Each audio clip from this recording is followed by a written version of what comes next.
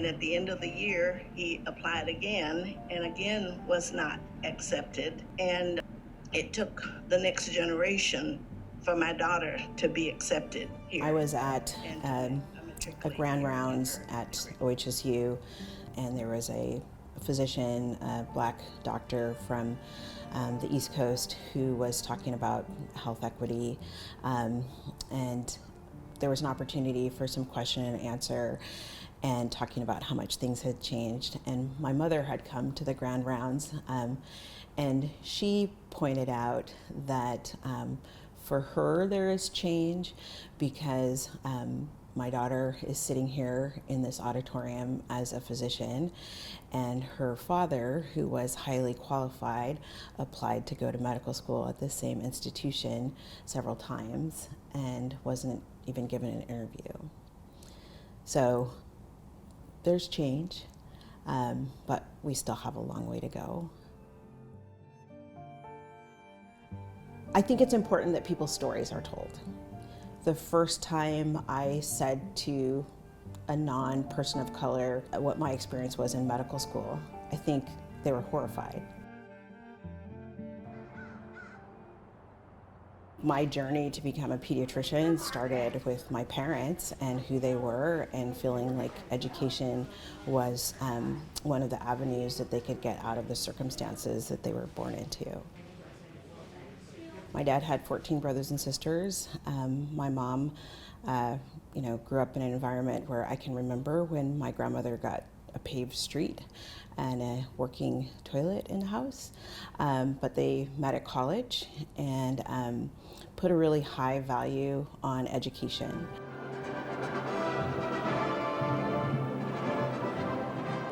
I went to undergrad at Hampton University in Virginia, which is a historically black college.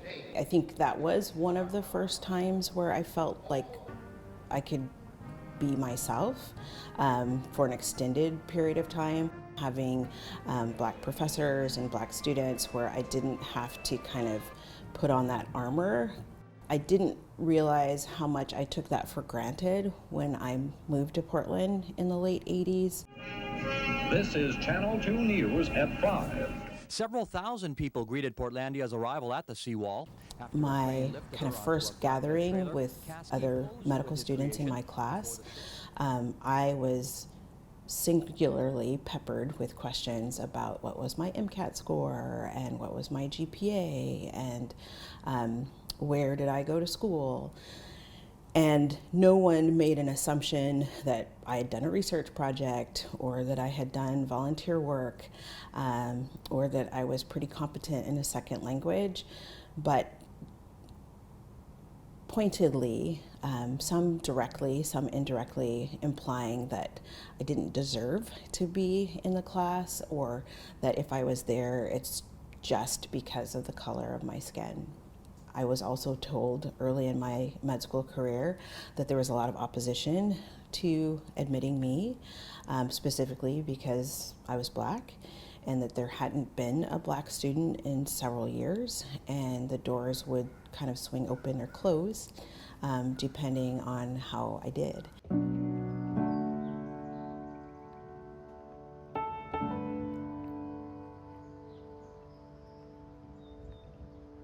It's hard to be your authentic self when you feel that weight of not just representing you or your family of origin, but a whole community of people and possibly future applicants.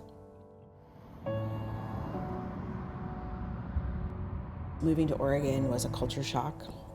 Having to find a hairdresser in a particular section of the town was really foreign to me. Having people follow me around in Nordstrom or Meyer and Frank was not something that I'd experienced before. So I actually kind of struggled my first year of medical school.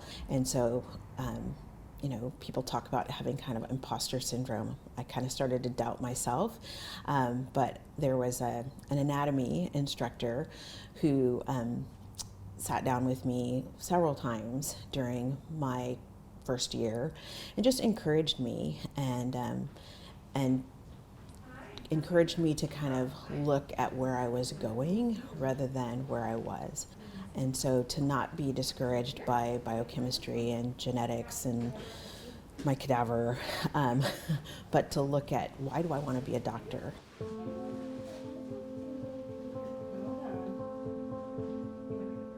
That same ground rounds, the physician who had come out to speak, at one point in our conversation, he's like, looking around the city and looking around these organizations, there are not very many of us. Why are you here? And I said that was never my plan. When I finished medical school, I intended to end up in Atlanta or DC or at least LA, where there were going to be a lot more people who looked like me. But I had the opportunity to join a really great organization, and I stayed, and the longer I stayed, the more I realized it was important, because there weren't very many pediatricians of color. And I think it's important for children to be cared for to have the option, at least, to have somebody that looks like them. I felt like within that organization that I had the opportunity to make a difference, and that my voice would be heard. And so I think that was a huge component of my decision to stay in the beginning. And then as I saw the families that came to me that were willing to drive to close in Portland from Gresham or Beaverton because they wanted to see a pediatrician of color, that mattered to me. And so I felt like there was an opportunity to be a difference in my community.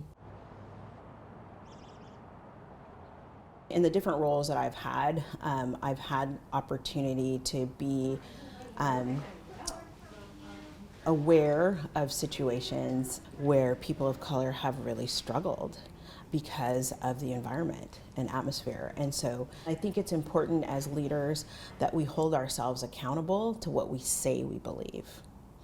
So we can have nice statements about our diversity, equity, and inclusion and what we believe, and that we're compassionate and all those things. But if we don't have an environment when somebody comes through the door that they feel safe, our statements don't mean anything.